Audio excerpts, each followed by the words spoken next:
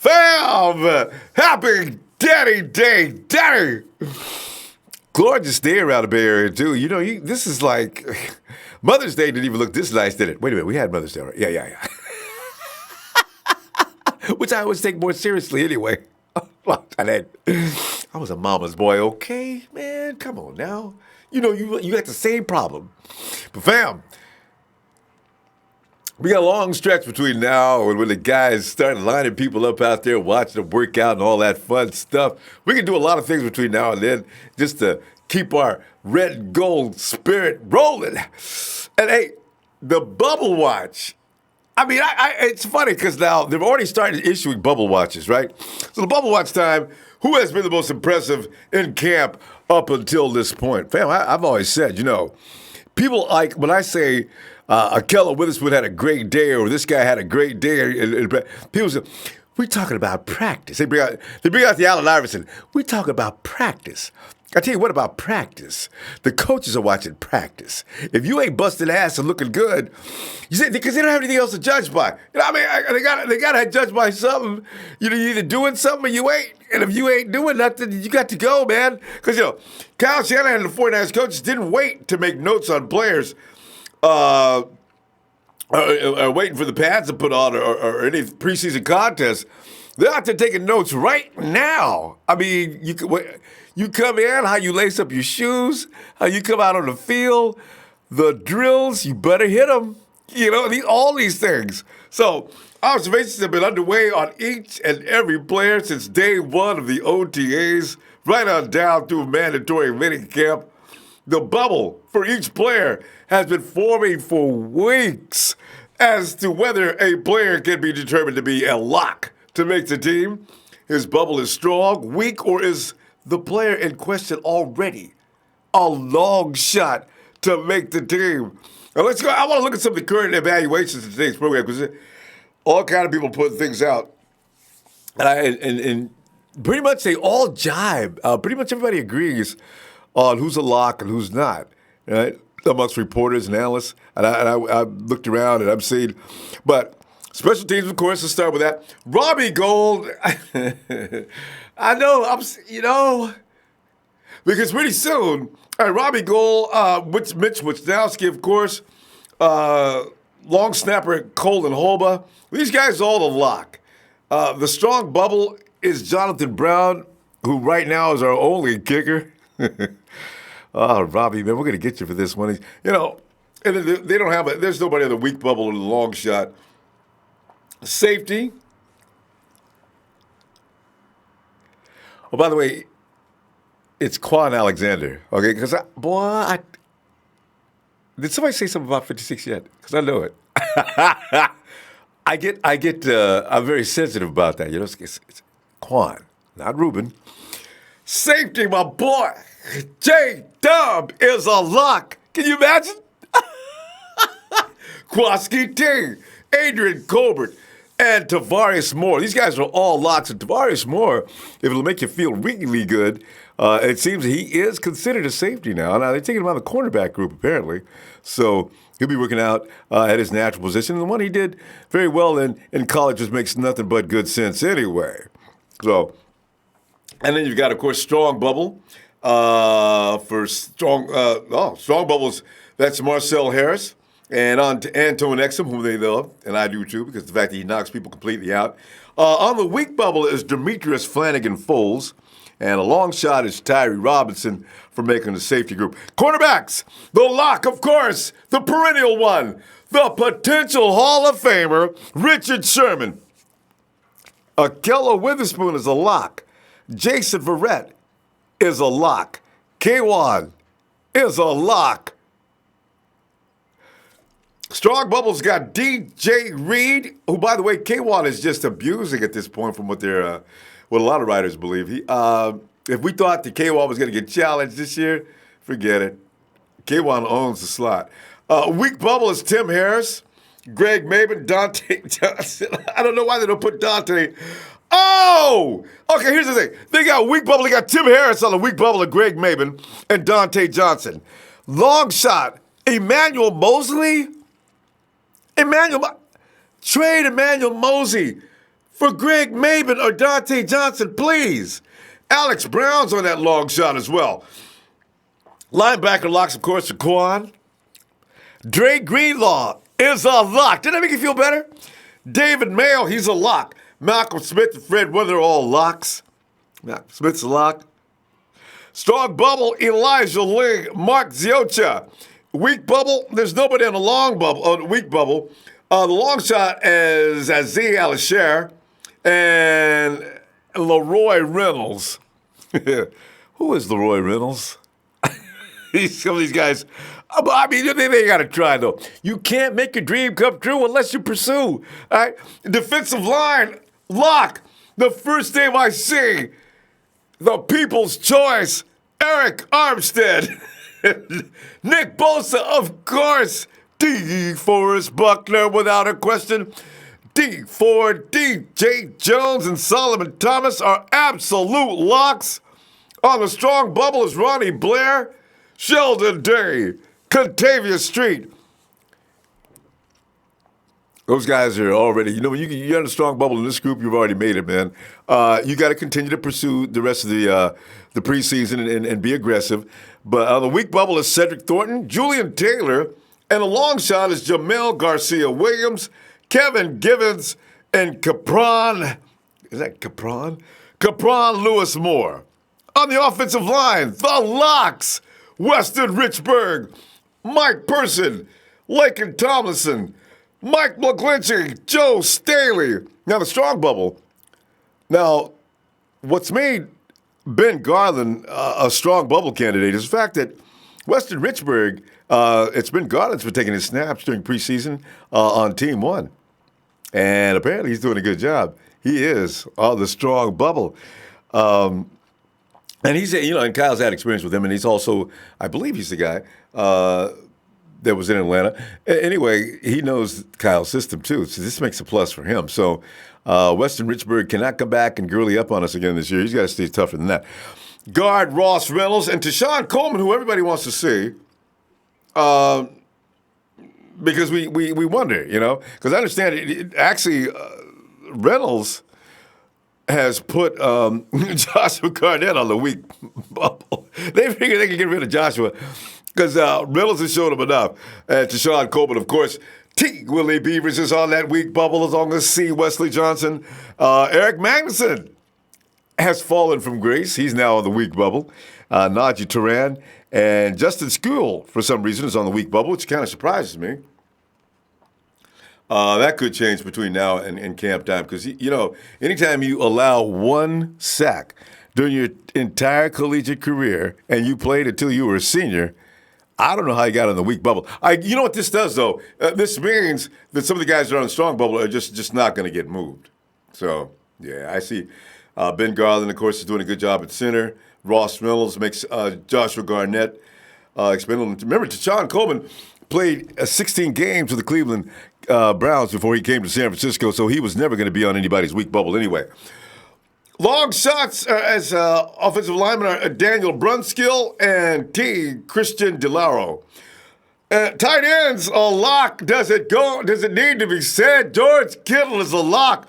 Strong bubble, Caden Smith, Levine Tololo. The weak bubble, Garrett Selleck and Tyree Mayfield, who almost passed out last week of practice anyway. And the long shot is Ross Dwelling. Levine Tololo is going to make the team. Listen, Garrett Selleck is in worse shape than I thought. Do you know Garrett is actually still recovering from a concussion from last season? How many months is that? He's still in the protocol. He's still having symptoms. He's still showing signs we may see Garrett Selleck actually go ahead and call it a day. You can't go months with a concussion and not something be seriously wrong with you. He's also enduring that back surgery. So Garrett Selleck is probably, for all intents and purposes, if anything else, Garrett Selleck will be one of those players they put on the IR for 2019. I already got that one figured out. Watch me call that one exactly right. As far as kind of long shot, Ross Dwelling, I thought he's doing better than this in camp. Anyway, wide receiver, here's where it gets real complicated. Marquise Goodwin's the first name I see. Jalen Hurd, Dante Pettis, Tebow Samuel. Of course, and Trent Taylor. Now, the strong bubble includes Kendrick Bourne, Richie James, and Jordan Matthews. Jordan Matthews is supposed to be in on a prove-it deal. So in the back of my mind, I don't suspect that Kendrick Bourne is in trouble. Big Show, man, don't shut up, Big Show, shut up, man. I just see Kendrick Bourne as Kyle's child. I mean, he's raised him. He's ironed out. He's went through all his little mess ups and endured. You can see his upside is there. He's got the potential to excel as he keeps growing each and every season. If it comes down, and they say it is going to come down now, a couple of writers agree, it's coming down between Kendrick and Jordan. Whoa! There's the argument. Jordan actually has been raising hell in practice. So, do you know he's a dominant force right now in practice as far as catches and everything else? So, for those of us who are the Kendrick Bourne train, I don't know. We may have to kowtow to Big Show? God, no! Anyway, weak bubble has got Max McCaffrey, long shot Malik Henry, and Sean Poindexter. Lock at fullback. My running backs? Oh, I'm sorry. Let me close that out. The running back room. It is Kyle Juice, of course. Matt Breida, Tevin Coleman. Now, it's interesting to see that on a strong bubble, and not a lock necessarily, is Jerick McKinnon, Raheem Mostert. Now, the weak bubble, of course, is Jeff Wilson Jr., long shot is Austin Walter. That's going to be interesting to see how that forms. This just immediately moves Tevin Coleman and Matt Breida as your number 1-2 punches. It could be, though, if Jerick McKinnon shows any sign of not being ready this year, he will be with Garrett Selleck on the IR. Watch it. They're not going to get rid of. You can't get rid of Jerick McKinnon. You paid him too much money. You went over and got him from Minnesota for a reason, because he has the tools which are required to run in this offense. But Kyle may look at Tevin and say, Derek, man, I love you, man. You're my man, 50 grand and all, but you know what I'm saying? I got my boy Tevin there. I can't part with him. He's done a good job for me in the past. Jerick, man, you're going to be fine. We're going to make sure to send you with a good team. You know, who knows what's going to happen next? It's a business. I did want to see what Jerick McKinnon looked like, though. Raheem is probably going to stay on the team. They're both on a strong bubble, by the way. I'm not saying they're on a weak bubble. The weak bubble guys are Wilson Jr. and Austin Walter. Quarterback, of course, Jimmy Garoppolo is without question a lock. Strong bubble, Nick Mullins. On the weak bubble, of course, C.J. Beathard. This could have been anybody could have made this call. Long shot is Wilton Spate. And fam, it all looks real to me, actually. I didn't want to admit about the wide receiver room, and I'm kind of surprised that Jerick McKinnon is not a lock. But, you know, for the rest of it, I kind of, you know, Akello being a lock. I know some people say, man, Akello ain't no. Akello's been cutting up in practice, fam. Yeah, it just goes out. I know it's practice, but that's where they take their notes from. You either show up in practice or get the hell up out of here. We ain't waiting for you to get better later. So this is the thing. Anyway, there you go. Hey, let me look up here. Van Life 123's Happy Father's Day, Ronbo and my Niner fam checking in, y'all. Beautiful day in Santa Clara here. Van Life, enjoy it too, fam.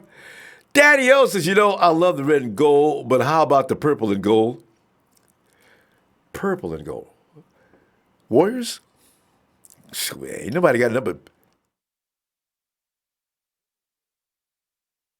You know what's funny about the Warrior colors and Laker colors? Well, Lakers are definitely radiant gold. The Warriors have a little gold in their logo. So, yeah. Laker fan, Daddy, you a Laker fan? We'll see next year. They just made a trade. They got better. They got a lot better. And some have already forecasted them to be the winners of the NFC West next year. With the way the Warriors have all them injuries, it could be. You cannot lose Clay and Kevin and expect to come back and dominate. And they're going to be out a long time. Antonio McCoy says, what's up? Happy Daddy's Day to all. ATM Stacks. It's our time. Debbie Ryan says our kicker Mitch has got to be a lock. He's amazing, and he's such a lock, Debbie. I tell you, he is. Something I got. What up, 9 fam? Bob Money. What's up, guys? Happy Father's Day from Bob Money. And Slick 68 from San Francisco to New York worldwide. We're bigger than a nation. We're Samuel L. Jackson Empire. See, check out Samuel L. Jackson. If you think I'm kidding, Google him up and see how many times he's used the word MF. He's actually set a new record. I mean, Samuel never goes to a movie without at least 15 or 16 or, what am I saying, 30 or 40 times. But every time, V Golden, sup? Terry Wall, 90 Empire, 90 for life. All love from the 804. King what? I can't wait for the season playoffs. Bum, bum, bum, bum. But we got to, hey, fam, you know what? Because there's still fans that like to come at me and talk about, man, Ronbo, man, I can't stand this enthusiasm, man. What are you talking about? Man, we ain't proved nothing to nobody yet. I likes to wait until I get action and numbers before I start talking about Super Bowl and all this and that. So some people don't hold out any hope for this team. You're going to run into it a lot. Some people have decided that it is like sacrilegious to be saying anything great about the 49ers until they all of a sudden put up the playoffs to the rings. I ain't waiting, man. You know what? You can see this team has matured to a level it needs to compete. They've been with Kyle Shanahan long enough now to absorb what he's teaching. They've had some players they've added on to this unit that makes him a little bit more than just wimps. I'm telling you right now, I believe in this team 100%. I ain't going to set back for nobody to say nothing. 8-8, 7-9, maybe if they're lucky. All right, the Hassan says, Pentagon, Hexagon, Kindergarten, Born God. I'm a Kendrick man, but when that was funny. Let me do it again. Pentagon, Hexagon, Kendrick, Born God. I'm telling you right now, if anybody survives, my boy Kendrick, who never gets hurt, who's out there making dynamic plays all season long, if there's anybody who can survive this, this is a rough unit to make. It's Kendrick, Mrs. Bourne's baby boy, in Niner domination. Thanks, fam. Appreciate you guys' those contributions. Oh, let me bring him in right. And now, from the Crimson Tide area of Bama, Niners!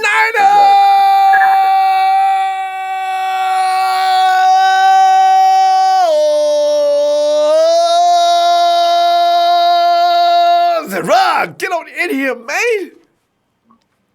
Finally, the Rod has come back to Ronbo Live. Yeah! What's going on, Ronbo? All right, I'm looking at the boys on the bubbles, man. We got some guys that can kick back and just cruise on into the 53, and we got some other guys that are gonna have to pull off some miracles between now and that last week before we go into week one. Got to show, Rod. I'm telling you, man, who you projected to come up off the week bubble and show some serious potential, at least in the preseason games, because that's where you're going to make your money, man. You got to go out there and do something crazy. Well, let the Rod say this right here. First of all, the Rod heard you guys disrespecting my man, the Big Show, disrespecting my man's opinion about Kendrick Bourne. Let the Rod tell you this right here. Hold your seat, big fella.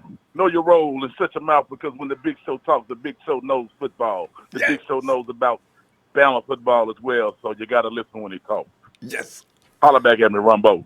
I'm telling you right now, man, I'm ready for it. Niners for the ride. By the way, we're preaching the gospel. That's right. Hey, man, I tell you like this right here. Your boy, Kendrick Bourne, I like him. Yeah. I like, first of all, he's on an undrafted contract. Yeah. But yes, this is not the Niners of the first 2 years in the Mo, bro. This ain't no Hollywood you need movie. You to step your game up. I know. You need you to step your game up, bro. Simple as that. You got to step it up. Look, we taking all contenders.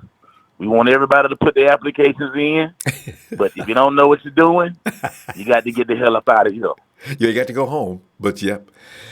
And, Rod, I'm listening to all that too because everybody's right, man. Kendrick, he can't be out there for getting plays. I do wonder though if he's past that. I believe he might be now. I was mad as everybody else, including the Big Show last year when Jimmy Duke did that INT, and I found out what happened because the camera wasn't on that play the whole time.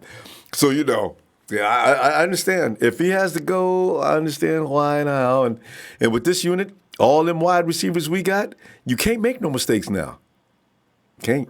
I agree with you, man, 100%. And I mean, keep in mind that Shanahan is a former wide receivers coach himself. That's his foundation, if I'm not mistaken. I mean, the man, he knows what he wants, man. And I mean, bottom line is, we've seen what the guys in the past have done. We've seen Pierre Garçon at his best. I mean, this offense has the potential to put up probably record numbers of points.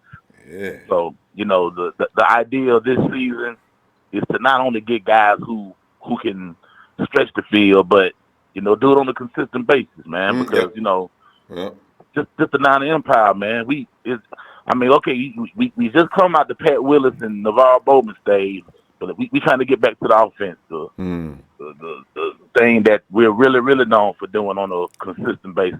It's time to get back, man. It's time to get back, my boy. I agree. I wholeheartedly agree. But I gotta tell you, Rod, I'm gonna continue. Now, you spoke the gospel truth. I'm gonna continue when no matter what. I'm telling you the truth right now. If Big Show come in here though, I got to work him. That's just a habit. Well, Big Show, just know this: the rod has your back. Trey got his back. Trey's got his back. He's got a lot of folks got him. But boy, I tell you what, his own family member Dre has not got his back. Him and Big Show be working it in the chat, boy. I mean, I feel like I need to throw a flag on him, man. Vote them for unsportsmanlike conduct. Oh, I love it. I love it. It's beautiful to me. I mean, ain't nothing better in the world than Niner Empire going at it. But nevertheless, when football season starts, we all on the same side. So, I mean, we can do it, man. We ain't like a Rudy Poop Rudy. He says he's still. I had to throw it in there. Super Bowl.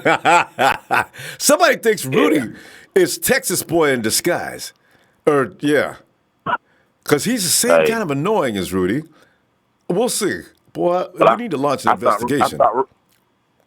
Well, word on the street is Rudy is really that guy that thing that you're so sweet, Dr. Pepper. I know, I see what he is.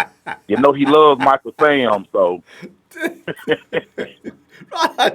But anyway, man, I know we got other people trying to come in. So it's been a great Sunday. I do look forward to talking to you on Monday Night Raw. Yeah, it's always good to be right on Ronbo Live, most definitely. And before I go, if you would, please, I could do this, Rod. Niners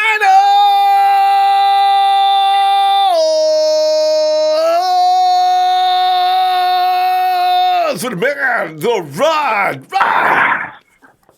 Peace out, Niner Empire. Peace out, Big Show. Big Show, we got to put out an application for my boy Yao Ming too. I want him on board, dog. Oh yes. Y'all hold it down till tomorrow, baby. All right, fam. Be looking forward to hearing from you. Oh God, boy, that's it. And Miguel Cuevas says, "What's good, fam?" Renee Cruz mentions his father has passed away. Renee, man, a lot of us are in that position, man. But you know what? It's like I've always said, man. Dad, mom, both of them are always right there. You notice that? You never stop thinking about them. They ain't went nowhere, but just to another dimension. Communication's still alive. Happy Father's Day to Pops.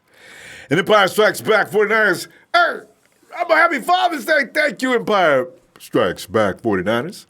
Silvio, hey, what's up? It's Ronbo Sports. Kendrick Bourne is making the starting lineup. Silvio! Fair life, 1, 2, 3s. What's report on Jonathan Brown in practice? This is what scares me about that question. Not a word is being said about JB. I I went and got that tape. I want to know, because I never heard of Jonathan Brown. He's a soccer player, and he kicks the hell out the ball. I imagine the thing is, you need to be of a certain breed of human being to be sitting down watching the game, and all of a sudden, hey, number whatever, get in here, we need 3. Me? Yes! Then you got to come out there, compose yourself. Thousands upon thousands of fans sitting in the stands. Millions of 49er fans at home, depending on you. You've got to do what you do. From about 40 yards out, you've got to plant that ball in between the goalposts, or we're going to lose this game. The pressure. Fam, think about that for a second. Your legs are shaking, your hands. I can see him now looking at me. I'm the kicker. Ronbo, you okay? I'm okay. Come on. Just tee it up. Let's go. Ronbo, you're facing the wrong way. What? Oh, yeah. Look, come on, man. I'm ready. Man, your leg feels like a noodle, right? Normally it feels powerful because ain't nobody watching when you're in practice. Here comes the snap. Instead of running toward the ball, oh, coach, time! And, of course, there can be no time call after the ball is snapped. They come and tackle you, knock the ball out, and gone the other way with the football. Why? Because you lack the composure and the mentality to be a field goal kicker. We say a kicker's job is probably pretty easy because he knows what he's doing, but make no mistake, that has got to be one of the scariest jobs on the field. Hats off. And I want to hear more about Brown, though. And dollar bills. I love the name Dollar Bills. Hey, dollar bills, man. I'm going to tell you, man, fanatics.com, because they ain't paying me to talk about, but I do like their stuff. And they get some great sales, sometimes up to 60% off. Okay, don't tell anybody where you got that information from. Steve Fox, what 6 wide receivers would you keep right now for me? It's Hurd, Debo, Goodwin, Taylor, Bourne, and not sure. Hey, wait a minute. Using your accent. Let's see. What is this? Hurd, Debo, Goodwin, Taylor, Bourne.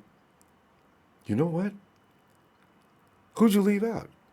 Other than, because now you got room for 6. Oh, you left out. You left out Pettis. That's 6. Okay, but Kendrick's got it. He's got a show coach that Jordan Matthews is not who you need. I really wish I knew what the mindset was of the coaches as far as looking at these two guys. I pretty much sure it is between Kendrick and Jordan. And Jordan's got so much experience. His resume says, I am a red zone threat, but Kendrick has shown that he can be one too. But can he be of the magnitude of Jordan Matthews? And they say Jordan Matthews hasn't missed nothing in camp so far. It's going to be scary. Hey, let's go out to Marin County, where the sun's always shining, when the fog is sitting in the middle of the bay. Mike. Ronbo, what's up, my man? It's suddenly, Mike, it has become kind of, you look at all the players on the bubbles, but for some reason, you gravitate toward those 2 positions of running back and wide receiver. And everybody's hoping we carry 7 wide receivers. But we cannot afford to carry 7 wide receivers, most likely. I think we did last year, if I'm not mistaken, Mike. But this roster's got a lot of spots, a lot of guys. I don't know where the strength is going to be. But it does look like it's going to come down to a battle of the survival of the fittest between Jordan Matthews and my boy Kendrick, who we've grown emotionally attached to, which you're not supposed to do when it comes to these things. But what are you thinking, Mike? Well, I'm thinking anybody that thinks that they know the answer to this question right now, they don't. Yeah. Because this is going to be determined during training camp. And right now, when I look at it, I can make arguments on both sides, Ronbo. I mean, hey, I can say Jordan Matthews, look, this guy is a seasoned vet. Yeah. He's coming in. He can play slot or outside. He's more versatable than Kendrick Bourne, okay? Yep. He's come in. He's impressed. He's bigger. He's a bigger target. Yep. He's a known credible red zone threat. 16 out of his 22 touchdowns. I mean, I can make that argument for Jordan Matthews. And that'll win too. Case is almost dismissed, but go ahead and make Kendrick's case anyway. Yeah. So Kendrick's case is okay. He came on to the 49ers undrafted free agent, so he started with us, right? So he's going to be more familiar with the system. True. He's younger than Jordan Matthews. True. Which means his ceiling is probably going to be a little higher than Jordan Matthews because he's younger and he's got a lot of talent. We know that. We've seen what he can do. He's explosive. Yeah. But when I look at it, if Jordan Matthews continues to ball out the way he is, even if Kendrick is kind of balling out a bit too, if it's neck and neck, I don't know, man. I think they might go with Matthews. I kind of do too. Even I kind of think they will too, because like you say, Matthews is battle tested and hardened from how many years? Since 15, 14? 2014. 2014. Yeah. Man. So I don't know. I mean, it's gonna be close, man. And the cool thing is it's gonna bring out the best in both players. It is already. But the thing about Matthews is Shanahan has already spoke about him. And he said he came in here and he's shown us he's a true professional. You know, I can't remember verbatim what he said, but basically to those words that he's shown he's a true professional. You can tell he's worked hard. He's running really good routes. Shanahan loves he's shining. He's shining right now. So I mean. And you know what Shanahan likes? He likes these receivers to be able to get separation. And if you got a big body that can get separation, even better. You know, with speed, and he's got speed too. So it's going to be tough. It's going to be a really tough competition. And Ricard Matthews, he's been the top receiver during the workout so far. Okay, wow. Yeah. But Ronbo, one thing that I saw was J-Dub's a lock on the IR. What's that all about? I was wondering somebody could bring that up. J-Dub, he's assumed the starter right now. They presumptuous, as they said, starter right now. Unless Tavares can upset him. It comes down to this, Mike. I have a feeling it's about Dub's experience down through the years. Sherman has already decided he's going to be the starter. Sherman's upset because he's not able to be out there right now and learn some of the things he needs to learn, stop moving him back and forth from corner, and get him out there so he can get real solidified as far as the safety. Because I think a lot of people believe in him as far as his talent. But will he be like R. Kelly? My mind keeps saying yes, but my body's saying no. You know what I mean? He's got to get through this, Mike, I tell you. Otherwise, who's going to put safety? There's no way he's going to be out there starting because he's going to be in the courtroom with TNT, Rombo. I mean, we got some serious allegations going on here. Let me bring in. Bring his lawyer, and you know who's going to be his lawyer, right? It's Beauregard Cheatham. Thank for my client right now. You're going to need the best, Rombo, because he's going to need the best, Rombo, because you know what? There's other players that were diving around in OTAs that didn't shatter. Okay.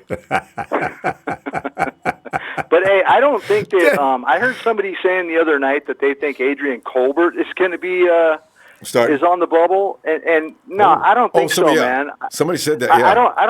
I don't think that's accurate at all. Adrian Colbert is he is a young man. They're definitely going to be looking at Adrian Colbert, and I really do think if Tavarius Moore starts stepping up and showing a lot, I think it's Jimmy's ass that's on the line. I really do, man. Mike, that's wishful thinking. And listen, you know what? Adrian's actually a lock, according to some folks. It's Jimmy, Koski T, Adrian Colbert, and Tavarius Moore. These guys are all locked up. So anybody after that on the team, and I can't believe Marcel Harris. Well, Marcel's on a strong bubble, and Antoine Exum. I think the weak bubble and the long shot guys are all they're going to need to dismiss as far as safeties. Yeah. I think it's that way in a lot of the positions, too, from what I was looking at. Like they're saying that Jerick McKinnon is on the strong bubble. Yeah. So I man. don't see Jerick McKinnon, having any issue with making the team unless there's another bad injury or something. I think he's going to be, he's going to be one of the main guys. I mean, I know Tevin Coleman is, and surely Breida is, but I think McKinnon's going to be in there too. Shanahan's going to have a ball, So. And you got to designate these guys somewhere. So you put a couple here and you put a couple there, and just happen to put McKinnon on a strong bubble for obvious reasons. If he's not fully ready yet, they're not going to push him. They don't have to, so they're probably not going to. As far as the other guy, we got Mostert. Mostert gets in this position every year. He was in this position last year. As far as bubbles, so yeah. He's in a tough spot. He's got that special teams thing going for him, and he has been looking really good. So I mean, that's that's good for him. But it's man, that running back room, it's just it's crazy. It's ridiculous. So I love it. Yeah, but Ronbo, just to end it here and to leave you with this note. The only place Jimmy Ward is going to be locked is in the courtroom with TNT, Ronbo, trying to defend himself as we're hammering him. We're going to bring in Samuel L. Jackson to defend him so he can call y'all a bunch of you-know-whats and say, he ain't going nowhere. Y'all understand me? We're going to see. I look forward to Jimmy coming back and redeeming himself, and we'll see what he looks like. Boy, I hope he's back. He's only got a month. So even the dog doesn't like him. I understand that, though. See what happens? You bring his name up, and now you got my dogs going crazy, Ronbo. Right. No, hey, if anybody was rooting for him, man, it's been me. And it just, I'm just looking at the body of work, Ronbo. That's all I'm doing. I can't even argue for that. That's absolutely the way it is. He, right away, comes out and shatters himself diving for a ball. Okay. Yeah, Mike. All right, Ronbo. Well, I'll let you get on. I know there's callers waiting and all, and I just want to say shout out to TNT, Trey, and Trez, and the rest of the family there. Yep. And the Empire. Everybody have a great night. Be good to yourself and be good to others. There you go. And Ronbo, you have a great night, huh? Thanks, Mike. Appreciate it. You too, fam. See you later. See you tomorrow, actually. Night. Back tomorrow. Okay, night. Sounds good. Night. Oh, God. And Gibson says, Robert, you might need to explain that jersey. Okay, you see, all right. I haven't resurfaced the back yet, but here I'll tell you. I told you the truth. I plan on doing the tape thing, and you write the name. You see, Quan Alexander will be donning the 5'6" this year. I know I need to wait until they put the Quan Alexander up for sale and go get the new Quan Alexander. But fam, they made Ruben's jerseys. Stuff is primo. I mean, I love it's the most comfortable jersey I got. Why is it my favorite jersey? The player in it is a damn fool. But I can't get rid of the clothes. The player can go, but I got to keep the jersey. So, since Quan Alexander's going to keep the 5'6", I'm going to keep the shirt. I'll alter the back. That's unacceptable, isn't it? Okay. Perry E. Howard says, don't have a Reuben Foster jersey. I'm trying to explain. Daniel Andre. That's an Alexander. Daniel Andre gets it. It's an Alexander jersey. Thank you, Daniel, for realizing I would never intentionally put on a jersey that Reuben Foster would wear. Do what you do, 88, Vancouver, Washington, in the house. Hey, Harold, I see you, man. What up? And Jarrell Fagan says, Ronbo, happy Father's Day. To my gift today was my son, JJ, came to see me and spend time with me. I told him about Sophia, and he seemed excited about it. Jamel, man, nothing but the best to you, fam. Shucks. Jamel, we have a championship this year, man, and at least we're going to be rolling all up in the second and third round, man. It's going to be a good year for you, I'm telling you, for all of us. And you'll be smiling your butt off, man. And y'all have your son come on over and watch, too. Giovanni Hanner, something on Empire. Man, I do believe. Oh yeah. See, me and Dre, man, we can talk about some Kendrick Bourne, man. Because I tell you, Dre, get on in here, man. You know, they didn't put a boy on a bubble, man. It kind of worries me. And meanwhile, Matthews is out there just Thanks, showing man. out all practice long. I don't know, man. I really worried, man, because I look at the rest of those guys. I know who made the team. They all you got the draft picks, and of course you got Taylor. I'm not, but you got of course you got Dante and I mean these guys. They're gonna make the team. It's between Matthews and our guy Kendrick, man. But Dre, Yeah, what's happening, man? yeah, yeah, I was just sitting there as Mike came in there and made good case for both players. Talking about between Jordan Matthews and my boy Kendrick. I can't imagine next year nobody getting up, because Kendrick, man, when he gets a touchdown, it's exciting to watch him get up, big smile on his face, and goes through several dance moves. I Yeah, love that stuff, yeah, man. man. Yeah, man. I mean, I've already, made my peace with it. People gonna have their own opinions, and at the end of the day, I actually have, personal connections to Kendrick. So, I'm always right with the person that I know, and I see the work that they put in the community. Where they came from, and that's just it, bro. You know what I'm saying? I know the struggles that this guy has been through to make it to where he's currently at right now. You know what I'm saying? And like I said, if you look at the last 2 years of production, you know what I'm saying, Kendrick's numbers are clearly better than Jordan Matthews. So, I really don't even want to talk about that shit because it just pissed me off because motherfuckers just make up weird type of situations and all kind of old shit. Well, you know what I'm saying? And this and that and this and that. So I don't even want to go into that shit, bro. You know what I'm saying?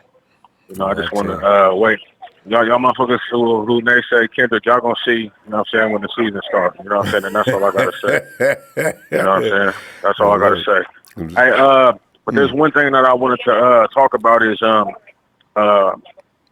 as far as concussion protocol. Yeah. You cannot pass. So say if the 16th game of the season, or if you're in the playoffs or whatever, you get a concussion. You cannot pass concussion protocol until you're back in pass. So they're not going to concussion protocol you until training camp. So we got to get that straight. He's not still having issues. He's not still having issues with last year's concussion. Right. So He's not still having symptoms after you from a put the fucking pads back concussion. on. Yeah, 6 months. After you put pads back on, that's when they can actually put you through a concussion protocol and clear you because you're in pads. You can't be cleared to get back on the field when you're in shorts and a helmet. You know what I'm saying? So, and people who want to doubt me, just go and look at the last interview that Kyle Shanahan did on Grant Combs' page. It's a 17-minute interview, and he said it himself, guys. Okay. So this is not something I'd rather believe that actually, because that's a long time. This is what Shanahan said himself. Yeah, it's a really long time. Yeah, it's a long time. So, yeah, man, I'm definitely excited. You know what I'm saying? It's gonna be a long road. From now until 40, not 40 days now. I think it's like 37 days now. But man, that's a long time. Yeah, it is. Camp. So, I'm gonna really be tuned in to the channel, man, and trying to see and get as much information as I can from my little sources that I have. To keep it lit and keep everybody, you know what I'm saying, informed. We appreciate it, Dre. Camp to come. Yeah, most definitely. But yeah, bro. Shout out to TNT, Trey Trez, Big Show, Jerry Fresh. Who else? My player partner Will. Jerry. All of my people. Jerry Fresh, yes sir.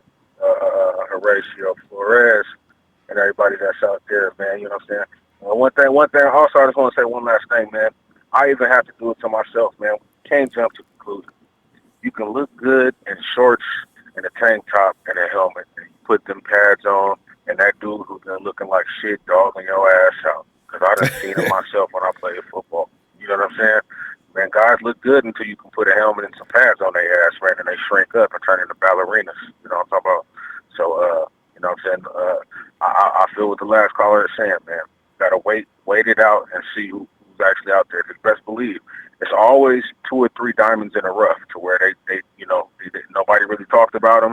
You know what I'm saying? And then come training camp, everybody talking about him. You know what I'm saying? Mm. I mean, It happens every year, we've seen it too. with Matt. Yeah, we seen it with Matt Breida. Wasn't nobody talking about no damn Matt Breida when he was in shorts and a helmet, and then when they put the pads on. Dre, he may not be the best. You know what? Because Matt Breida, remember, Bobby Turner or somebody came out of camp saying, best rookie in camp. Now, that was when I was thinking, what? What happened to Joe Williams? Right. That's when I was a huge Joe Williams fan. Exactly. So Matty B actually did establish himself from day one. But he came in with a man possessed. They didn't draft me, all right? See, that works for a lot of players. Yeah, exactly, and that's what I'm saying, bro. You know what I'm saying? There's a lot of guys that's being talked about, Alex Brown and all these guys. I like it. I like to hear it. But the facts is that they haven't put on pads yet, bro. I mean, and we've seen it plenty of seasons where they talk about, well, we've been excited about guys, you know what I'm saying, coming into training camp, and then them pads get on, and then shit, there's 2 or 3 names that we never even thought we never even heard of. You know what I'm saying? It was the same thing with Kendrick. Wasn't nobody talking about Kendrick when the motherfuckers had on shorts and a helmet, but best believe when he was going off against Kansas City and had them 2 or 3 2 touchdowns, you know what I'm saying, in the preseason, you know what I'm saying? I mean, it's the same thing, bro. You don't know until them pads get on. So, you know what I'm saying? Let's not pass judgments. Let's be excited that there's actually some guys putting in the work. I don't know what to tell you. And in My fact, bad. Let's be excited about the guys putting in some work. You know what I'm saying? Yeah. But at the end of the day, you know, there is it's still not training camp yet, man. It's still not training camp yet. Mm-hmm. No, so. But yeah, man, that's pretty I much just realized it, man. That's all I gotta Alex say. Brown. Dre, you were the one who told me about Alex Brown, right? No. That was I don't know exactly. Matter of fact, I think it was Will. Yeah, I think it was Will. It was Will. You know what I'm saying? Because he the one who went on and looked him up and found out the school that he was from and all of that. I think it was Will, bro. Because here's the thing. I'm looking, okay, Tim Harris. After Tim Harris is on a weak bubble. After Tim Harris, they put Greg Maben and Dante Johnson. It could easily switch to Emmanuel Mosley and Alex Brown on the weaker bubble long shot. If they're going to put on weak, that's the next ranking. On the long shot, man, you got to get rid of Dante and Maben. Mosley showed me enough last year that he should be way elevated past Johnson and Maben. So I don't know what's going on here. Right. They'll change this. And man, and that's another thing. We ain't heard nothing about Tim Harris, but man, when that dude put on pads, he a dog. He was a dog for Virginia, bro. If y'all ain't seen him, man, go watch some of his film, bro. He was a dog. So that's what I'm saying, man. You know what I'm saying? When them pads come on, man, it's gonna be some surprises. And don't be surprised. Yeah, don't be surprised if your favorite player get cut. Exactly. I looked at Tim Harris about 3 weeks ago. I just want to know who he was, and yeah, Tim Harris got game, man. So we'll see. Come on, man. Yeah. Come on, man. And definitely better than Maben. Hey. Oh man, Maben got to go. I know. I'm sorry. That's that's something I will not bend or fold on. You know what I'm saying? Maben, his ass got to go. Maben is like Dante Johnson to me, bro. I don't even want to give you that. Only slight difference. One of them a little bit taller. Yeah. That's all that. Yeah, one is a little bit taller and one is a little bit younger. But bro, you got to go. Oh. I was nervous every time they put his ass in. Every time, Spoon goes down, and then you put it in. And Witherspoon was already having a bad year, and then they put Greg Maben in. Man, I was shook. You know what I'm saying? I was shook. So, you know, he just got to go, man. He needs to go play CFL or XFL. They got a new league. You know what I'm saying? XFL. That's right. They're already gonna try again. yeah, man. Go work for the WW owner. You know what I'm saying? Go do something else. Dre, all right, Dre. I'm gonna see you tomorrow, right, Dre, and see what else develops between now and then. All right, fam. Most definitely. All right, bro. All right, Dre. Oh, man, I tell you. And these bubble watchers, they will shift, you know. These are just notes. And this lets everybody know who's on the bubble. This lets everybody know if you see where you're ranked, you need to step it up or get ready to get 2. Step in. Oh, hey, James, come on in. Hey, what's up, Ronbo? How you doing, man? Oh, I'm doing all right, James. I'm looking at some of the current rankings on individual players, and I kind of suspected most of them, but you can get a little few surprises here and there. And we had the debate between Bourne and Matthews. And I know it was going to be tough if it comes down to them two. I thought I could use Richie James as my sacrificial lamb. It looks like I cannot do that. So, I'm still pulling for Bourne. I ain't got to worry about my boy J-Dub. As a matter of fact, he's the heir apparent. Should he come back? No matter what the TNT Corporation does, Dub is going to be starting tonight. He will be opening. But James, your observations on some of the players that are in trouble versus the ones that, hey, James, how do you feel about K1 being on the lock? Ain't nobody gonna move him out. And some of the other players. Well, I tell you, it's two players in that secondary that, when you think about it, things that the front office is going to try to do here eventually is they're going to do their best to get DeForest Buckner signed. And I think I was reading an article somewhere today. I don't know whether it was on Nine and Noise, but they were saying that one of the ways that they were talking about the salary cap, the projected cap for 2020, and they're saying that there's a possibility right now that because of the players that they have, it's a possibility even with the secondary that they're going to move on from some of those players that they are considering to be dead money that can be replaced, basically. And the first two names they spoke of was Tart and K'Wan Williams. Because wait. I'm serious. James, no, I'm just saying.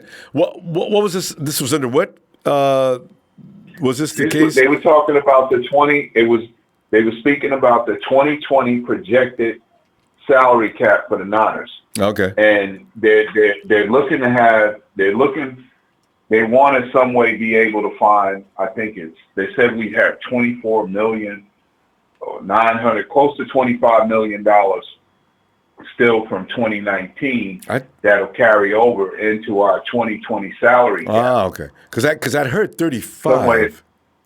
Okay. I don't know. I thought they said 24 something, right at 25. But at the end of the day, it makes all the sense in the world because I'm going to tell you, it's a possibility. If you look at it, they gave Tart a 1-year contract. They gave Elijah Lee, a linebacker that's going into his 4th year. They gave him a 1-year prove-it deal. And I think if they see what they need to see in this young talent, like prime example, I really like what I've seen in the skill set of the kid, the linebacker they got, Al Shazier. And David Mayo could actually be considered your 4th man in the rotation right now, linebacker-wise, and I could see them even parting ways with Malcolm Smith, for that fact. But the bottom line was they talked about how to find ways to be able to still boost that salary cap amount going into 2019 of carryover money. I mean, going into 2020 of carryover money. And right now, like I said, they're trying to find a way to get Buck signed as well as, and that also included Nick Bosa and Deebo Samuel's contracts being signed also. So at the end of the day, though, I do think when you like the other caller had said, who said, that he was a serious supporter of Kendrick Bourne. I'll say this much. When it comes to Kendrick Bourne and Jordan Matthews, I understand Jordan Matthews played it with the Patriots as well as the Eagles, and he played with 2 really good quarterbacks. And Kendrick Bourne played with 3 different quarterbacks, and 2 of them, James, one of them was better than the other. Yeah, I think he was in Buffalo. Was he with Matthews? Played with the Patriots? I think he went to the Patriots for 1 year though. Okay. He went to the Patriots. I think he came from the Patriots to us. Yeah, because I'm telling you right now. I can't argue it because the 20 matter of fact, he's on the doggone Madden game, I know for sure, with the Patriots. Okay. That's how I kind of knew this. And I've seen him playing them recently the other night on the video Yeah. game now, and Okay. I said, "Wow, he's on our team now." But Uh-huh. yeah, this PFF thing, it's a bunch of malarkey, man. It's like it's basically people being in shorts and t-shirts. And back to what I was saying about Jordan Matthews and Kendrick Bourne. Kendrick Bourne has continued to progress with quarterbacks he didn't even know. Okay, Yeah. he started out actually with Brian Hoyer. He went from Brian Hoyer to CJ for a minute. Well, that's He went from CJ to Jimmy Garoppolo. Hmm. From Jimmy Garoppolo back to CJ to Nick Mullins.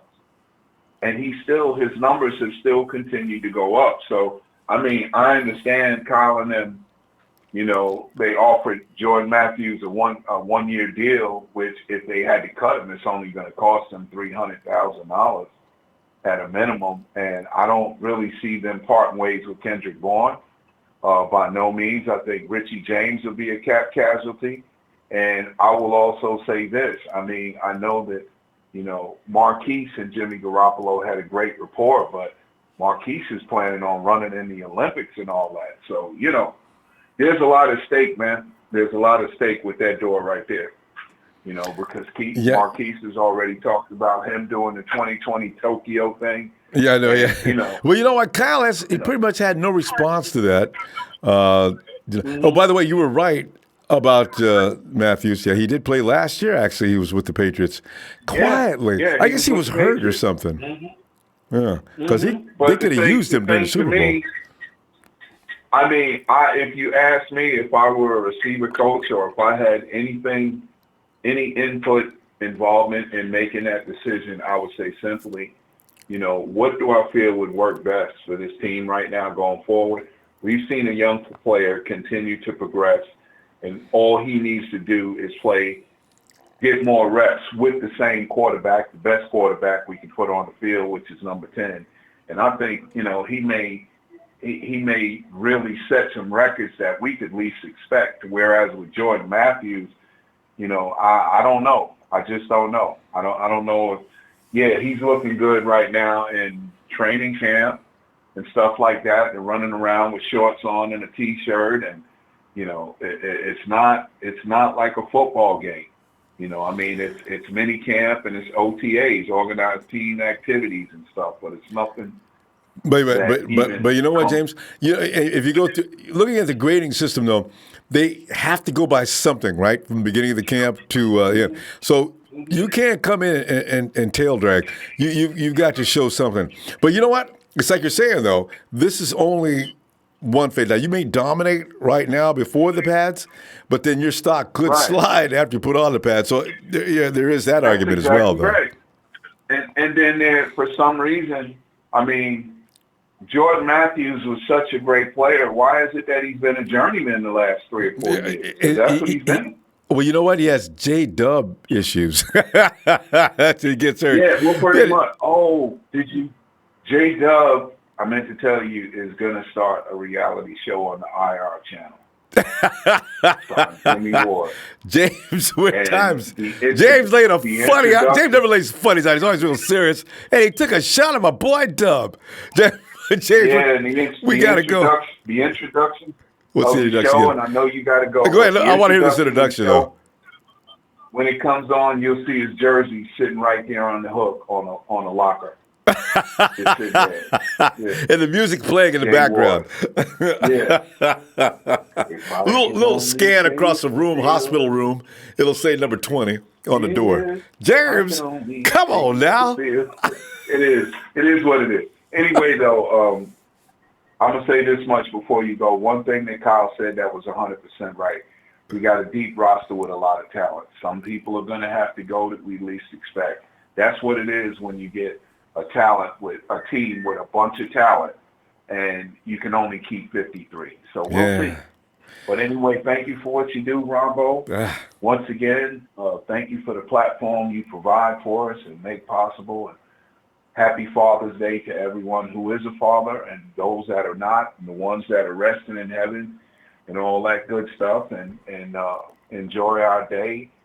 And God bless you all. And Niner Empire, Niner for life. Have a great evening. Thanks, James. Look forward to hearing from you tomorrow. Yeah, man. Have a good night. Happy Father's Day. You too. Same to you all. And fam, it's funny.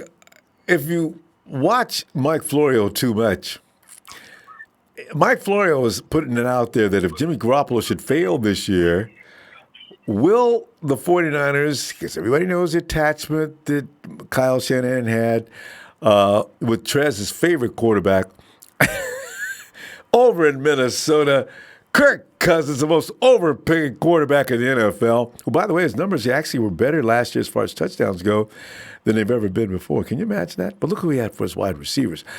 But would the 49ers entertain a trade with the Vikings to get Kirk Cousins, and what would they send him? Jimmy Garoppolo? I think Minnesota would appreciate that, actually, if Cousins still has the same problems next year as he had last year. No, they say it wasn't all his fault. But can you imagine, for the people who really don't like Kirk Cousins, and I, for one, do extremely like Jimmy G. So I don't say, I think Florio's losing his mind. But anyway, I ran across that, and I wondered if you had too.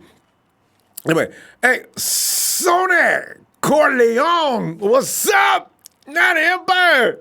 That's Sonny Corleone.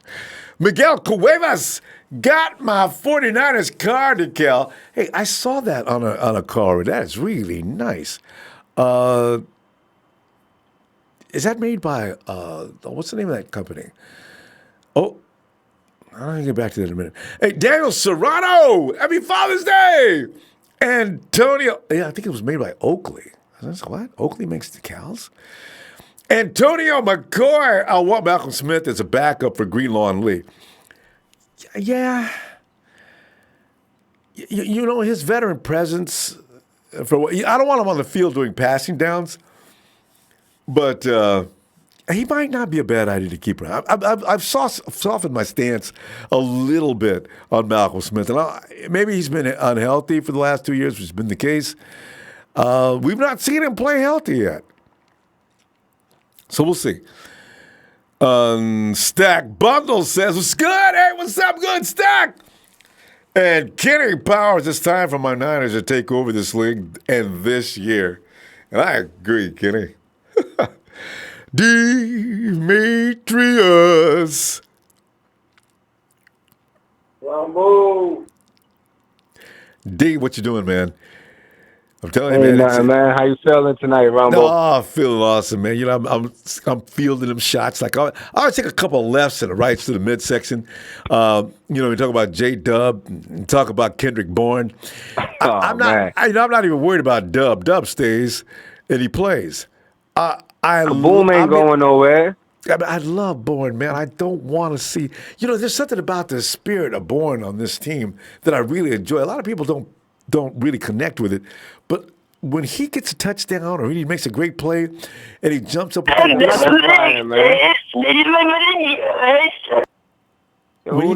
little kid, man. I must be. When you see that big smile radiate across his face, I said, God, man, this dude, man. He's electrifying, man. That guy He is, ain't he?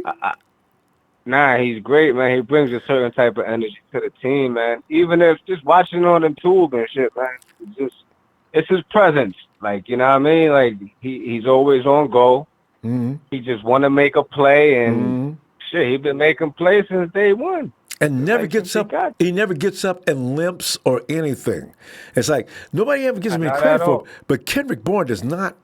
Pain does not. There's no connection between him and pain. He gets up. I don't care how hard they hit him. And Demetrius, we're saying Kendrick takes some shots. Gets up like, that's the best y'all can do. I'll see you next play. Trying to tell you, man. Trying to tell you.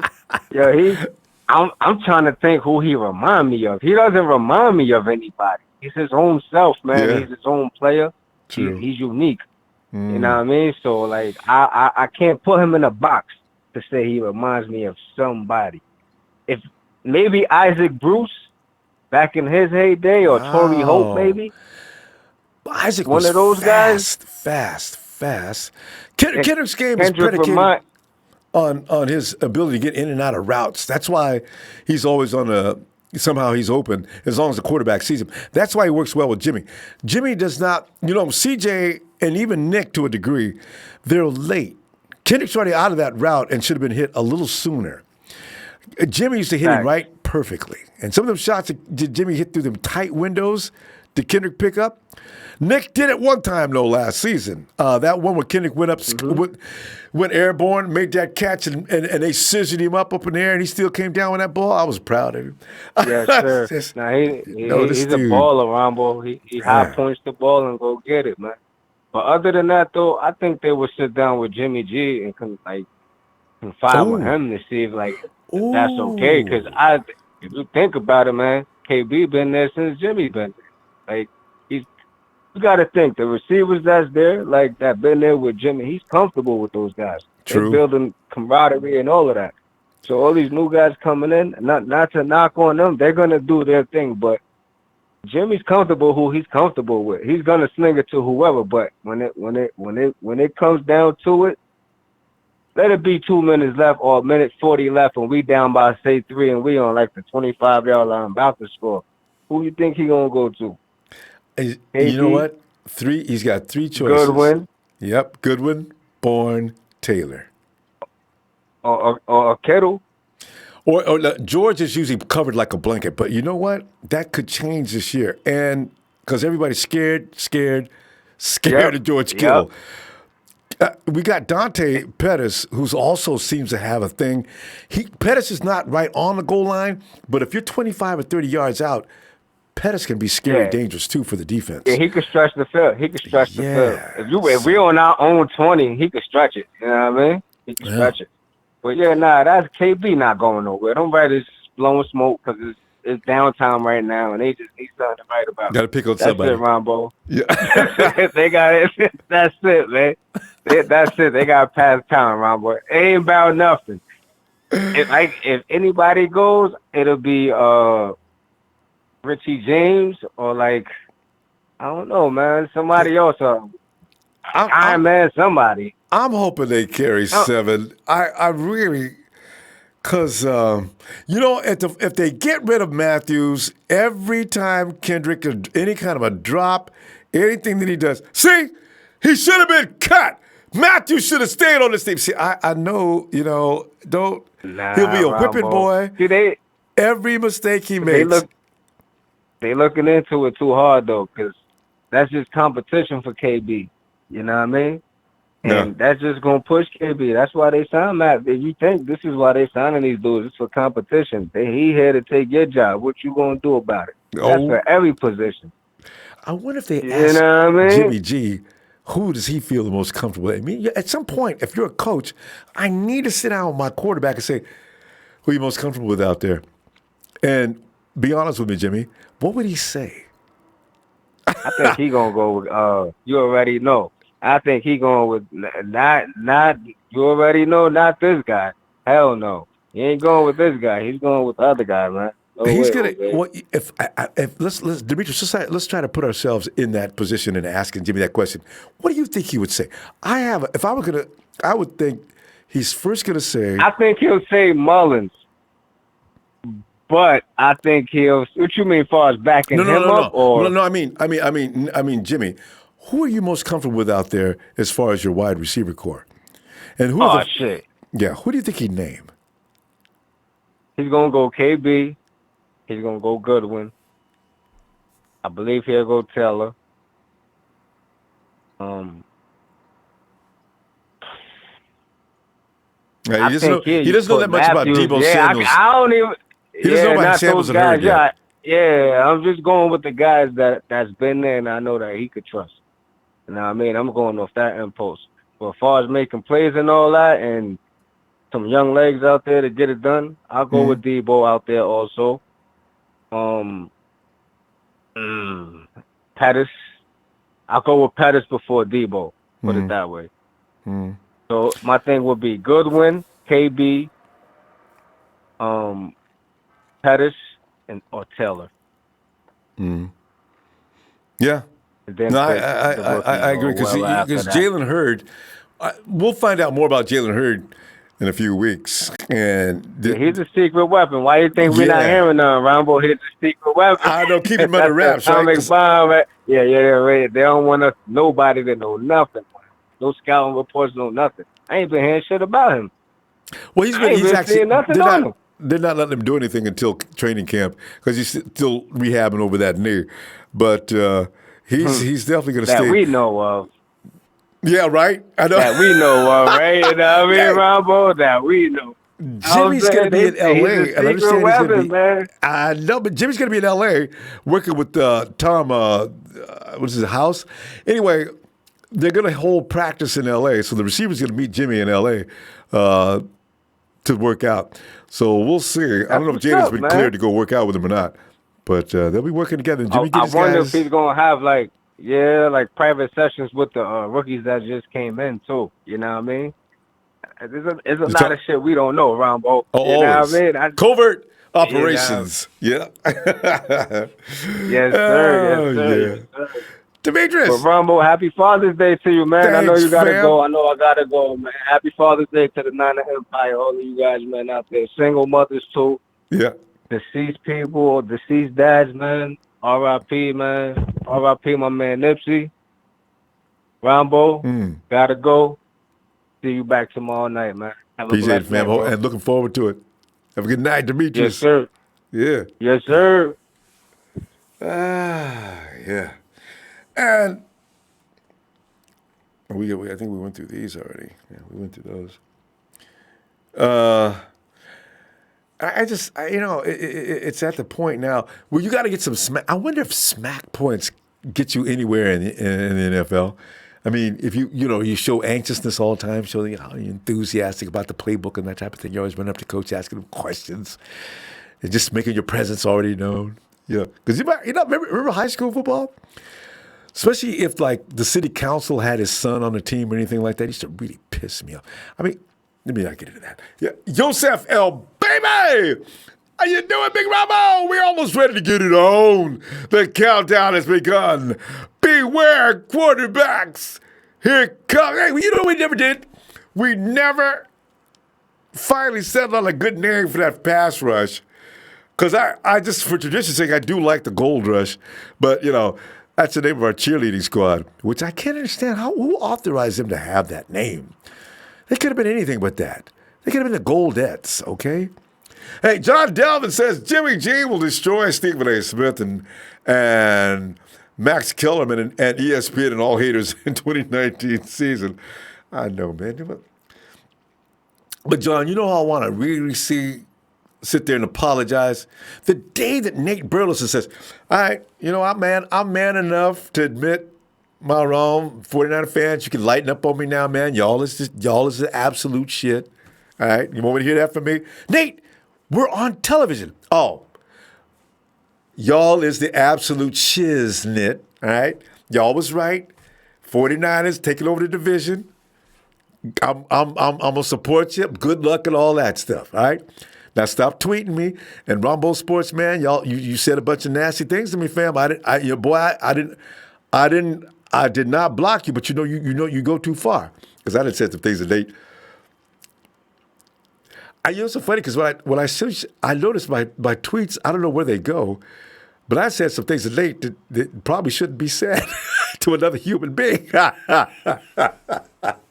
I never see the research, so I guess maybe Twitter removes my tweets. I'm gonna try it again though, because Nate, nothing burns me up more than a Nate Burleson. And Pete Gorman says, "True Empire." Ah. And Daniel Andre says Jordan Matthews will be the most productive wide receiver in 2019. It sounds like he's really doing a job out there. I ain't go against him. Jeff Terrence says top receiver for me, Dante Pettis. Satch Montgomery, it's a good Father's Day watching the Rams get beat in the Super Bowl again, and it's never gets old. I can't even watch that game. I watched it a few minutes for a second time, but I just sit there.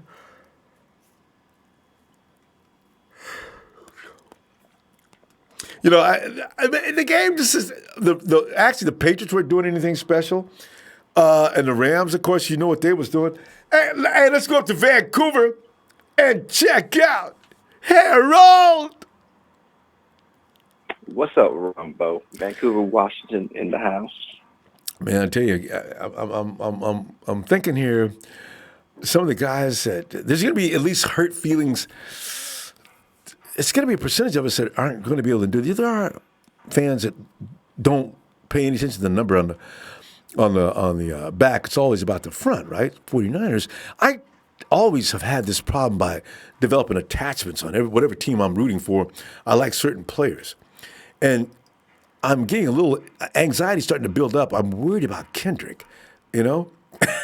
I already know Dub is going to make the team. Eric Armstead is according to Nick Bosa, looking like one of the best players on the team. So some of my favorites are going to be fine.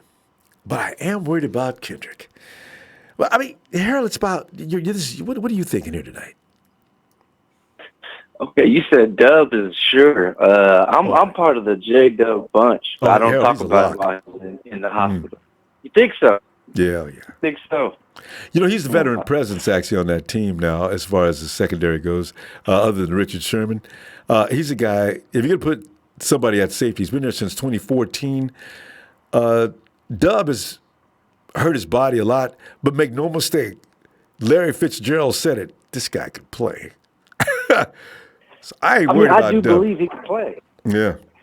I do believe he could play, but, like, you know, I said at the beginning, you know, in the offseason, I was like, you know, if we can just keep him healthy and he plays good, he's going to be all right. But he then got he goes and dies. Hurt right away. He Didn't waste no time. dies for an interception in 5 minutes. It's like, Jesus Christ, man. And first but day, I don't want to see him go. First day. Yeah. Jimmy? Oh, yeah. no. Oh, man. It's frustrating, man. But anyway, I think Bourne can make it, man. He's been our most consistent receiver the last couple of years, I think, man. Well, and, I mean, he's been there every game. Everybody else is in and out. Everybody else is in and out, man. He never gets hurt. It's about you have to display the skills now. It looks like he's had a decent camp so far. So let's see what they look like when they put the pads on. That's, you know, right now you need to put yourself in position to be watched, right? Because they're watching Matthews now. They're watching pretty much everybody. They'll probably stop watching Jimmy, or not Jimmy, but Richie James and some of the other guys. But some guys they're gonna focus on, and the draft picks have made it. They have to get 1 year, and we drafted a lot of people this year. So, and I got a feeling, Harold, I think they're going to draft another wide receiver next year. Kyle Shanahan's in search of what do they call him? It's like Neo of the Matrix, the one. You know, so they're not going to stop. I have a feeling the 49ers are not going to stop that. Next year, they're going to get an early first, second round, maybe second or third round. Oh, depends on how well we do. If we get to the playoffs, the 49ers, let's say we're down 28-29, the first pick could be a wide receiver because we don't need no running back. We definitely don't need no quarterback. You know, what do we most need other than that? Maybe if there's some crazy guy that really good linebacker or something like that. Or no, I can't see another defensive lineman that's going to piss off the fan base. But offensive lineman? Oh, Harold! That's what it's going to be. It's going to be. That's it. It's going to be offensive linemen, and then everybody else after that, they're going to want some. I think they're going to want DBs or some safeties or something, man. But I think we have the most need at offensive line, man. We got to shore up that inside the three guys, man. How old is Mike? Some of these guys that are would be older my too. bet. Yeah, that's it. DB possibly. Because I'm saying, Harold, if we drop down to 27-28, who are you looking at? 27-28. We think offensive lineman. Who else? Like I said, I gotta go with DB, man, because I mean, people were furious that we didn't take one. I know, right? Safety, people still mad about that too. Talking about all these safeties. Yeah, they're talking about all these safeties that were still on the board each round, and we never took them. So. And if any of them do good this year, let's say Greedy Williams has a great year. There was another couple of players, linebackers, but there was another couple of cornerbacks. If any of them do well this year, the safeties, if any of the safeties do well, ooh, man, there's going to be some angry people. Oh! So. I do want to see what the Verrett Sport can bring. You know what I'm saying? That's that. With his speed, man, he's got that speed. I think it's going to come down to his ball skills and tackling, you know. Mm-hmm. Oh, he can hit. You know, remember he was launching as he was hitting like a safety. He dropped his head and launched himself like a missile, like safeties try. When they take this takeout moves, trying to separate the dude from the ball, right? He's got that kind of technique. He did that, and a corner just stepped around him. It's too far downfield for you to launch yourself like a missile. You need to wrap up. And Tavares probably learned that after he came back to the sideline. They probably talked to him about that, but still, that's his mentality. He is a safety, no doubt about it. So, he could be pretty good. I hope so, man. What was he ranked, number 2? Number 2 in the nation. Yeah, before he came out. And of course, all right, we got the number 2 safety today. So what we're gonna do? We're gonna put it back there for Jimmy and somebody. No, we're gonna make him cornerback. What? We're gonna make him a cornerback. Yeah. What is wrong with you guys? You drafted one of the best safeties in the country, and you gonna make him a cornerback? Come on, coach. I thought it was a dumb thing to begin with. If you want a corner, go after the best corner available. I mean, play the man at the position, draft him. Like, looking at all the film and then putting them somewhere else where you haven't seen no film on. I don't really get it. It don't make sense to me. But, just plug and play. I guess you hope for the best, you know. Yeah. That's always going to be the case. The thing is, though, he'll. I can't wait to see him at safety, though, because I'm curious now what one of the best safeties in the country looks like in a pro set. So we're going to find out more about that. I can't wait. He'll be back. They'll probably put him back in there. Oh, you know, let's see. The first string will come out. Who'll be the first guy out on the field? Jimmy's going to be back. He may be out there for a couple of minutes because, as a matter of fact, if I was a coach, I wish I was, hey, let's not put Jimmy in the game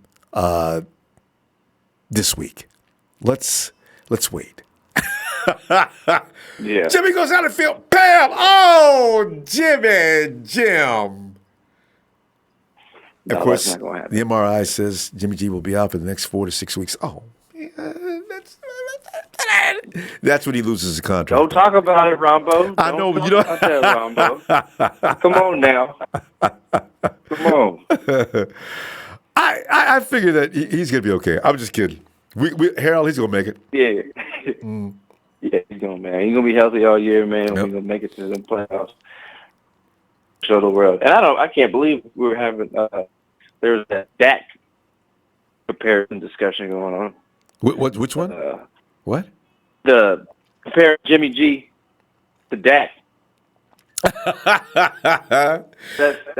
absurd. I would hate to have Dak as my quarterback if I was ever losing because he cannot throw the ball. I know. See, Dak has he has a track record now, and that's the argument people are going to throw up at you. When you try to compare, you cannot compare Jimmy with anybody outside of our community with Dak Prescott. Man, what's Jimmy done? Well, he's done this. Well, hey, Dak's been to the playoffs a couple of times, and he's also had 2 winning seasons. What's Jimmy done? So pretty soon we got to I tell you what, I'll be back. That's all you can do. See, we got to wait. We can't launch no argument. There's no offensive. He's a better runner than he is a quarterback. And the best thing he can do is hand out ball up to Zeke. That's all he needs to do. And that's what he does. And that's what makes his game. And we had an all-star offensive line. He could play behind that because he's got all day to find his people. And you got Zeke, too. Anybody would look good. Anybody. Oh, yeah. Once Jimmy G finishes the season, all those comparisons will stop. They'll be done real quick. I feel it. No more questions, man. It's going to be a good question. Huh? A good season. Go ahead. Oh, no, I'm just saying, like, after he finishes this year, you know, he's ain't going to be no question. I agree. No, there ain't going to be no questions, man. He's going to prove himself worthy of that contract. he's going to take us deep in the playoff, and then there won't be discussion about this no more. And come back the CPOY, baby. Oh, yeah. Comeback player of the year, Jimmy G, passes for 4,800 yards and I don't know how many touchdowns. And the 49ers go to the first round of the playoffs. Congratulations, Kyle Shanahan and the 49er organization for sticking with Jimmy G. It may have been a risk because Kirk Cousins was right there and you said, no, Kirk, we got our guy. I love it. This thing works. It's like a storybook. Oh, yeah. Yes. I'm happy with that decision, too, man. I'd rather have Jimmy G than Kirk Cousins. I don't fully believe in that guy right there. So. Yeah, Cousins has a tendency to fold exactly the wrong times. And it's not just a few times. It's just almost every time in his career. When he needed to rise up and dominate, he didn't do it. Strange. And he's been in a position where he's had a chance to do that, too. Oh, well. Oh, yeah. Anyway. I mean, he played with Kyle in Washington. Yeah, it's Kyle raised him. Kyle's the one who went after him in the draft, actually. So, they got an attachment. No doubt about it. So, I mean, anyway. I think that's saying something right there that we didn't grab him. I think that's I know, right? Something. See? Well, they said, and they told us the truth later, though, Harold. They said Kyle Shanahan he was still entertaining the possibility of going after Cousins up until Jimmy G went that 5 games and dazzled him. So if Jimmy would have sat on the bench that entire offseason, and everybody was telling, man, we need to see what we got here, man. Put Jimmy on the field. I was scared to death because the offensive line was trash, right? No! I said, don't put him out there, right? And finally, CJ goes down, that same offensive line, let him get killed. And here comes Jimmy. And Harold, remember that golden day? Jimmy comes in 1 minute left in the game, snaps the ball. He walked out on the field like he knew exactly what he was doing. He didn't, but he's Jimmy G. He walks out of the field. Michael Bennett and his goons are coming at him. I thought he didn't see him. He did. Jimmy dances to his left. Boom, boom, boom. He locates, I forget the receiver at that there. He locates the receiver in the end zone. He leads him down, hits him with a perfect pass. Touchdown, 49ers. Hush falls across Levi Stadium. People looking down on the field like, WTF, who is this guy? I said, wow. So, we got him. And he's ours. Hey. Yeah. Harold, man, we've been going along. What's up, man? I guess we stepped over our time limit. Hey, time flies when you're having a good time, you know what I'm saying? But, hey, thanks for having me, man. Thanks for having me. I'll be back tomorrow if you're doing the Monday Night Raw. Hey, I'll be looking for you, Harold. Have a great night, man. Happy Daddy's Day. Too. Yeah. Night. Oh, yeah, happy Father's Day. Yeah. Oh, God. Anyway, hey, Daniel, that's a 49ers fan 5259.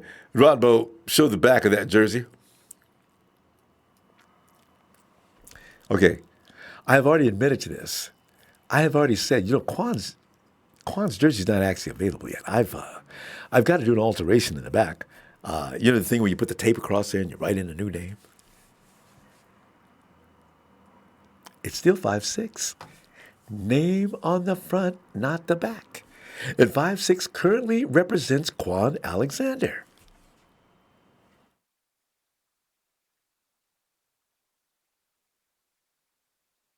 Well, I don't know what to do.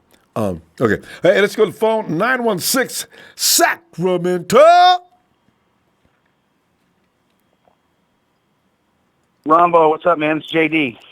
JD, how you doing, fam? Hey, man. I wanted to chime in on this roster bubble conversation that we're having.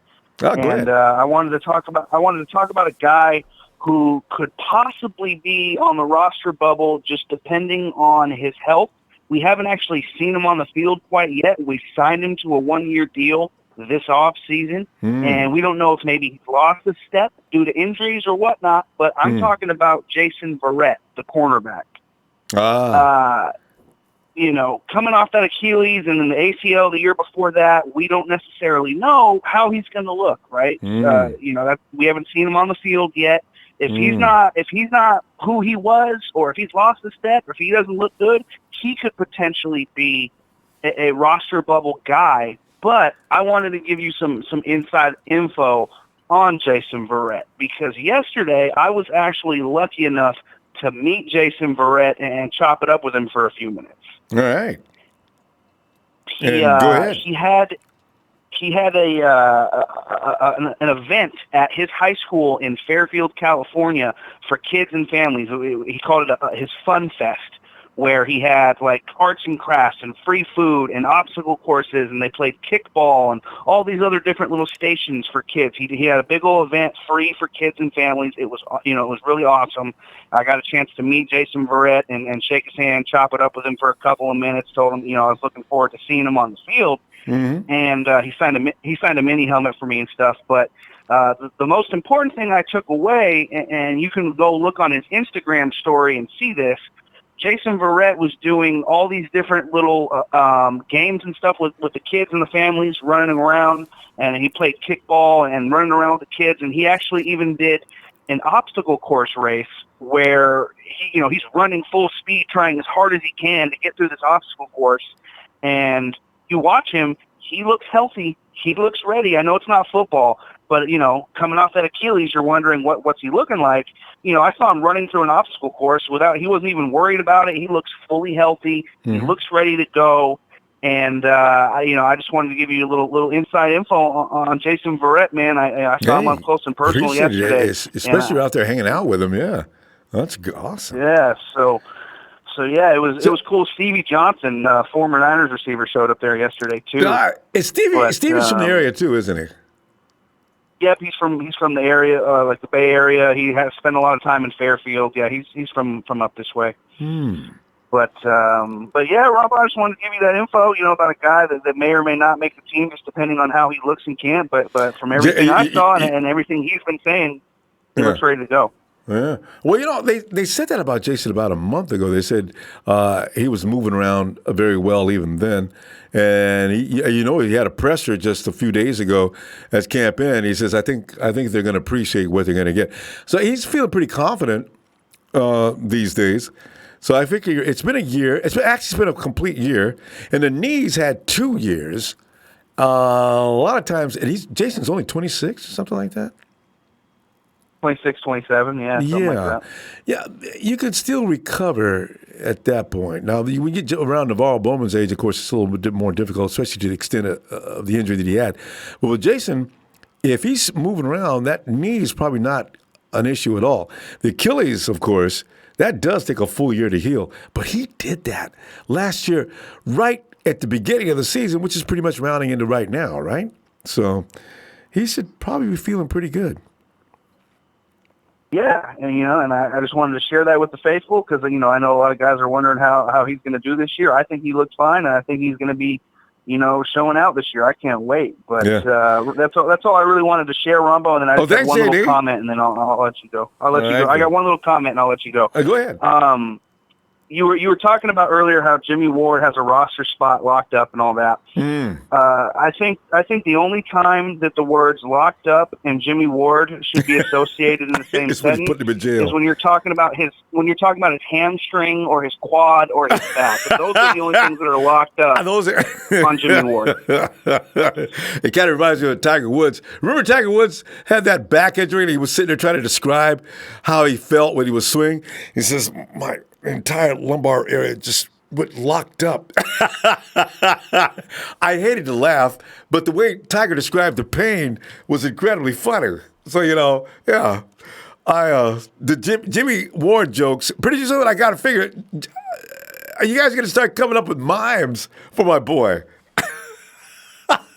Yeah, but there you go, Ronbo. I just wanted to chime in, man. I hope you're doing well. Happy Father's Day to all the Niner fans out there. And looking forward to the season, man. It'll be here before we know it. All right, guys. Check out JD Hawkhater TV when you get a chance. And tell him to stop talking about J-Dub. JD, have a good night, man. You're welcome. Oh, man. And that's got to be. Anthony Baker says, well, Anthony Baker checking in from Memphis.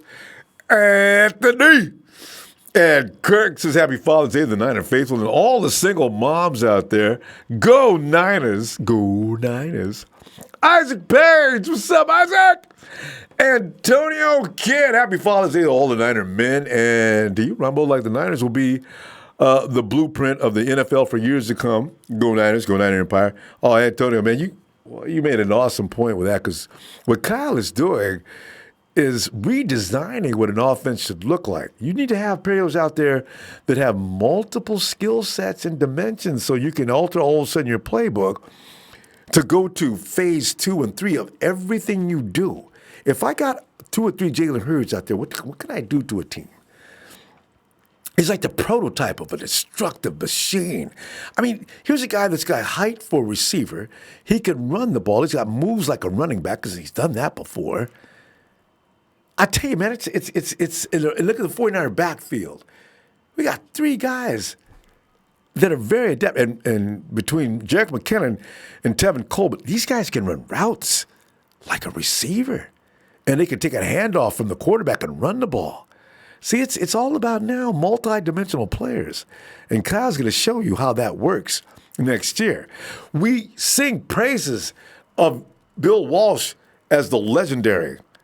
But can you imagine like 15, 20 years from now, Kyle's on that same list of innovating and changing football for all time from the Walsh era? Exciting stuff, because Kyle Shanahan's you can tell he's a real deal.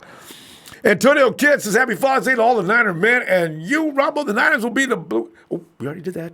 Tongan Man, 78, Niners, what's up? And my Niners faithful, hashtag Niner Empire. Brothers and sisters, God bless.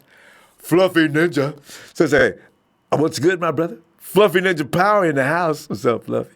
Love that name. J.O.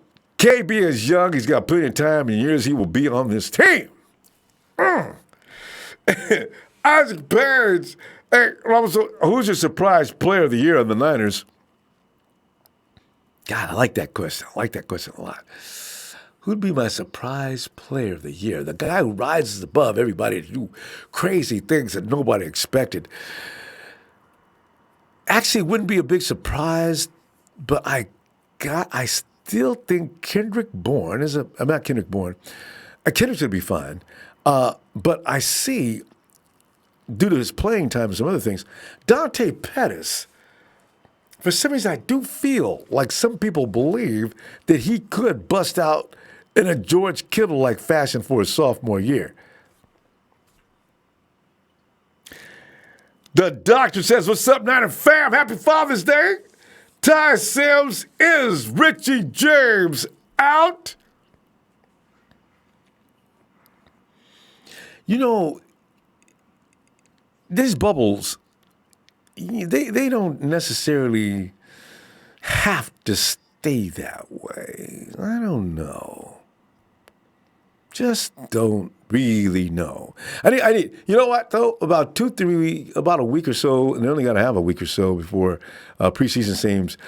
What do they come back and work out a week or two before preseason games start? I need at least a week to see what they look like. If guys came back prepared to show a little something different than they did when they left, you can make a judgment from that. All right. Christopher Gray says we can't carry 7 wide receivers because we're going to carry 3 quarterbacks because Kyle loves CJ for some reason. Christopher Gray, you know what? I really wonder, you're going to put CJ on the practice squad? What are you going to do with CJ? He's not going to beat Nick Mullins out. There's just no way. He just doesn't have that kind of juice. And Nick is like a man possessed, and he shows it.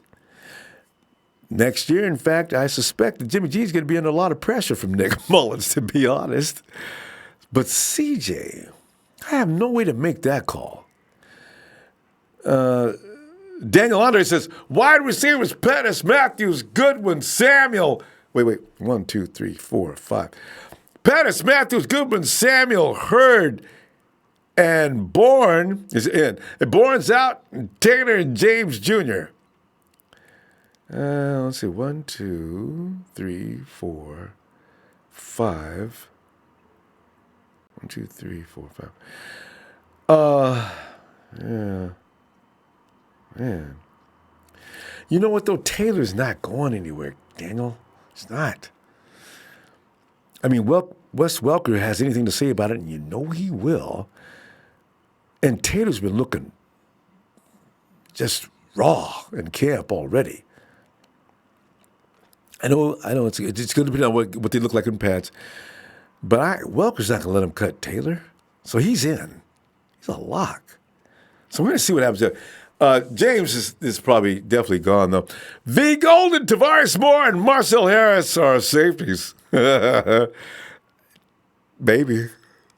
Let's see what they look like in them games coming up.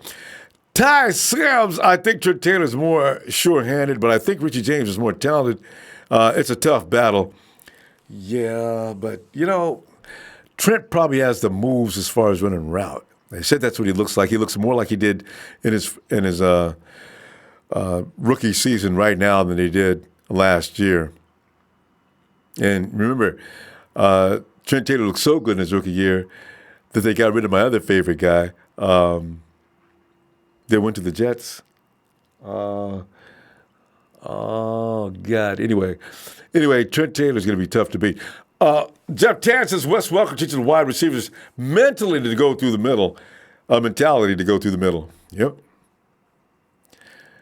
Of course, boy, Wes Welker has sustained more concussions than anybody in NFL history, I think. He still walks. Other than Steve, man, he really got hurt a lot. Christopher Gray says Goodwin will get 1,000 yards if healthy. He could have got 1,000 yards and he stayed healthy in that Ram game that killed him. Gibson says Trent is a third down specialist. Give him a gold chain for every third down he converts this year.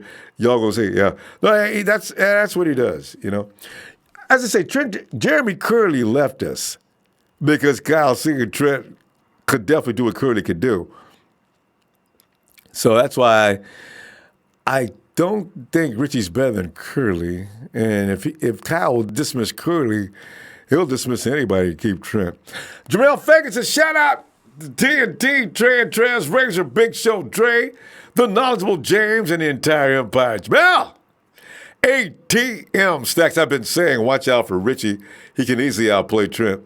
Well, good luck to him. Donna Bell. Hey. Donna Bell, what's up, girl? Yeah. Donna Bell says, hello, everybody. Benji Polo Matois. This is what's up. Putting out Empire, baby. All day, every day, 24/7, 365 days a year.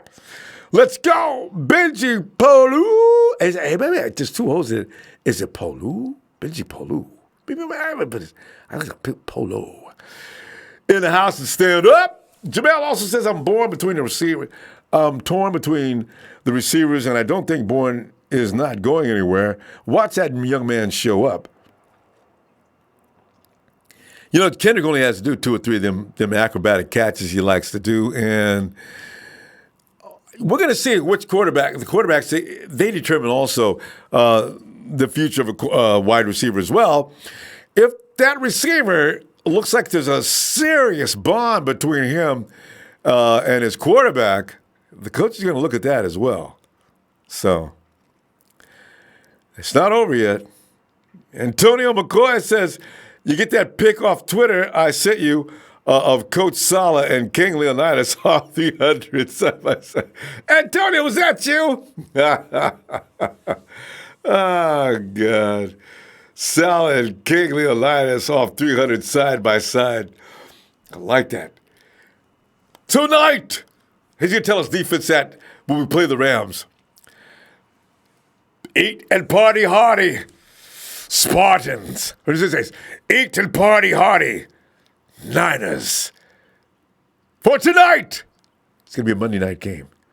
Tonight, we died in hell. Woo, fam. Go ahead. I'm not going to hang out here too long tonight. enjoying Father's Day. I just want to come in and peek in a little bit and talk a little bit 49 football. But you have a great night. We'll be back tomorrow night and go to long haul. You know what I'm saying? You know what I'm saying? It ain't that like that way. Like. Love you. See you tomorrow. Niners!